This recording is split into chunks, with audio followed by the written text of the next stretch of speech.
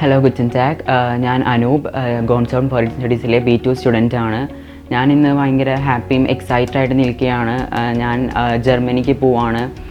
പണ്ട് മുതലേയുള്ള എൻ്റെ ഒരു ആഗ്രഹമായിരുന്നു എബ്രോഡ് പോയി പഠിക്കുക, മെഡിക്കൽ ഫീൽഡിൽ പഠിക്കുക എന്നൊക്കെ ഉള്ളത്.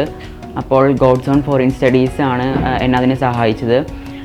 ഞാൻ എബ്രോഡ് പോയി പഠിക്കുന്നതിനെക്കുറിച്ചും മെഡിക്കൽ ഫീൽഡ് എടുക്കുന്നതിനെക്കുറിച്ച് പറഞ്ഞപ്പോൾ എൻ്റെ പാരൻസും എൻ്റെ റിലേറ്റീവ്സൊക്കെ ഭയങ്കര സപ്പോർട്ടീവായിരുന്നു. അതുപോലെ തന്നെ എൻ്റെ ഫ്രണ്ട്സ്, പിന്നെ ഗോഡ്സോണിലുള്ള സുമിഷാമ സൺസിമിസും എല്ലാ കാര്യങ്ങളും ഇതുവരെ കൂടെ നിന്നും ചെയ്തു തന്നിട്ടുണ്ട്.